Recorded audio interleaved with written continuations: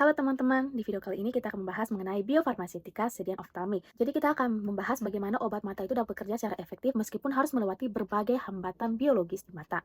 Pertama kita perlu memahami bahwa mata itu memiliki sistem pertahanan yang sangat kuat. Sangat kuat karena fungsinya melindungi mata dari zat asing termasuk mikroorganisme dan partikel berbahaya. Namun sistem ini juga menjadi tantangan bagi obat, terkhususnya untuk sediaan mata. Berit ini terdiri dari beberapa struktur. Yang pertama ada kornea. Kornea sendiri ini terdiri dari tiga lapisan yaitu epitel sebagai struktur paling luar, lalu di tengahnya ada stroma, dan struktur paling dalamnya ada endotel. Kedua, ada konjungtiva. Nah, konjungtiva ini merupakan selaput lendir yang melapisi bagian dalam kelopak mata dan permukaan bola mata hingga tepi kornea. Lapisan ini memiliki luas permukaan sekitar 17 kali lebih besar dari kornea dan jauh lebih permeabel atau mudah ditembus, terutama oleh molekul yang larut air atau berkurang besar seperti protein. Yang ketiga itu ada sklera. Nah, sklera ini merupakan bagian putih mata yang cukup porus atau berpori sehingga bisa dilewati molekul besar hingga berat molekul 70.000 Dalton. Nah, konjungtiva dan sklera ini merupakan jalur alternatif untuk obat masuk ke segmen belakang mata. Disebut juga sebagai jalur non-korneal. Nah, jalur utamanya yaitu melewati kornea. Selain struktur, mata juga memiliki mekanisme pembersih alami, seperti lacrimal turnover. Artinya, air mata itu terus diproduksi dan diganti dengan laju sekitar 16% per menit. Kemudian ada mekanisme nasolacrimal drainage. Ini merupakan mekanisme di mana cairan berlebih di permukaan mata akan dialirkan melalui saluran nasolacrimal menuju hidung dan akhirnya ke sistem pencernaan. Jadi, semua hal ini atau semua hambatan ini menyebabkan obat bisa cepat hilang dari permukaan mata. Kemudian, akibat dari sistem pertahanan tadi, muncul hambatan prekorneal, yaitu hambatan yang terjadi sebelum obat masuk ke kornea. Ada tiga kendala utama. Yang pertama ada volume cairan mata terbatas, hanya sekitar 7-10 mikroliter, sementara satu tetes obat bisa mencapai 30-50 mikroliter. Kendala yang kedua adalah waktu kontak sangat singkat, hanya sekitar 2-4 menit, karena adanya refleks kedipan dan juga produksi dari air mata. Lalu kendala ketiga adalah drainase ke hidung. Obat yang masuk ke hidung bisa langsung diserap ke darah tanpa melalui metabolisme hati sehingga berpotensi menimbulkan efek samping sistemik. Nah, jika obat berhasil bertahan di permukaan mata, tantangan berikutnya adalah menembus kornea. Kornea sendiri itu merupakan penghalang utama sekaligus rute utama masuknya obat ke dalam mata. Artinya, sebagian besar obat tetes mata masuk melalui kornea. Kornea ini memiliki sifat yang unik karena setiap lapisannya itu memiliki sifat yang berbeda. Pertama ada epitel. Epitel ini bersifat lipofilik. Kenapa lipofilik? Karena epitel ini kaya akan lemak dan memiliki pori-pori yang sangat kecil sekitar 60 angstrom. Serta memiliki sambungan antar sel yang sangat rapat atau tight junction sehingga menjadi penghambat utama bagi obat yang bersifat hidrofilik atau yang larut air. Lalu kemudian ada stroma. Nah, stroma sendiri ini bersifat hidrofilik karena mengandung banyak air. Jadi stroma ini menghambat penetrasi obat yang sangat lipofilik. Kemudian ada endotel. Endotel sendiri itu cenderung lipofilik meskipun dia bersifat porus atau berpori. Nah, karena perbedaan ini, kornea itu berfungsi sebagai filter selektif.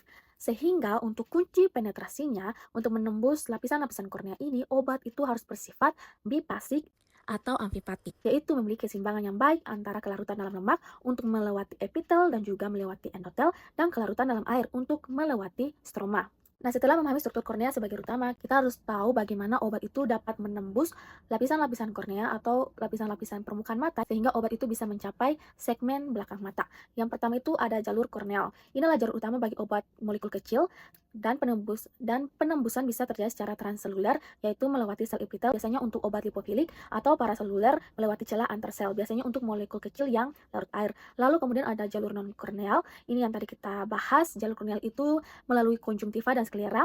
Jadi obat itu diserap melalui konjungtiva dan sklera langsung menuju jaringan uveal. Jalur ini penting untuk molekul besar seperti peptida dan protein. Kemudian ada faktor penting yaitu log-P. Nah, log-P ini menunjukkan keseimbangan sifat lipofilik dan hidrofilik. Nah, nilai optimal untuk log-P ini biasanya di kisaran 1-3 untuk mencapai penetrasi maksimal. Jika terlalu lipofilik atau terlalu hidrofilik, penetrasi justru akan menurun. Karena banyaknya hambatan tadi, diperlukan strategi formulasi. Nah, beberapa faktor penting dalam strategi formulasi untuk meningkatkan penetrasi. Yang pertama ada viskositas. Itu dengan menambahkan polimer seperti HPMC atau PFA, jadi obat itu menjadi lebih kental sehingga lebih lama berada di permukaan mata. Yang kedua itu adalah pH dan kapasitas dapar. Air mata manusia memiliki pH sekitar 7,1-7,3.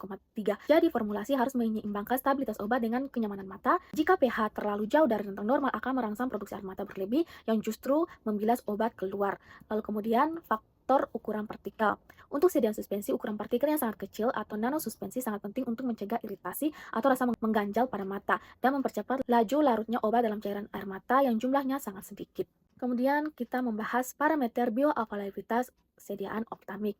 Nah, bioavailabilitas obat mata setelah diteteskan sangat rendah, biasanya kurang dari 5%, dan parameter yang dievaluasi meliputi profil kadar dalam cairan aqueous. Jadi karena sulit mengambil sampel jaringan dalam mata manusia, bioavailabilitas biasanya diukur berdasarkan konsentrasi obat dalam cairan aqueous.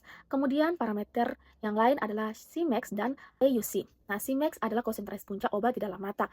Umumnya, obat fluoroquinolones seperti ciprofloxacin dan moxifloxacin setelah penetesan topikal seringkali mencapai Cmax dalam rentang 0,1 sampai 0,5 mikrogram per mililiter. Sedangkan untuk AUC menunjukkan total paparan obat di jaringan mata selama periode waktu tertentu.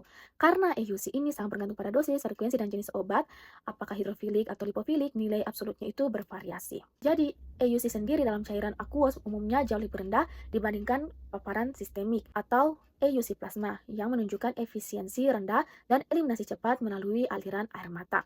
Kemudian kita membahas tentang eliminasi. Nah, obat itu dikeluarkan dari mata melalui dua jalur. Yang pertama ada jalur anterior, itu melalui aliran keluar cairan aqueous, dan jalur posterior itu eliminasi melalui pembuluh darah retina dan koroid. Jadi berdasarkan semua hambatan tadi dikembangkan beberapa strategi untuk meningkatkan efektivitas dari sediaan oftalmik. Yang pertama itu adalah peningkatan residence time melalui pengaturan viskositas dan penggunaan polimer mukoadhesif seperti kitosan atau karbopol yang dapat menempel pada lapisan lendir mata. Kedua ada sistem in situ gelling. Sediaan ini berbentuk larutan saat diteteskan namun berubah menjadi gel setelah terpapar kondisi di mata seperti perubahan pH, suhu, atau keberadaan ion tertentu dalam air mata.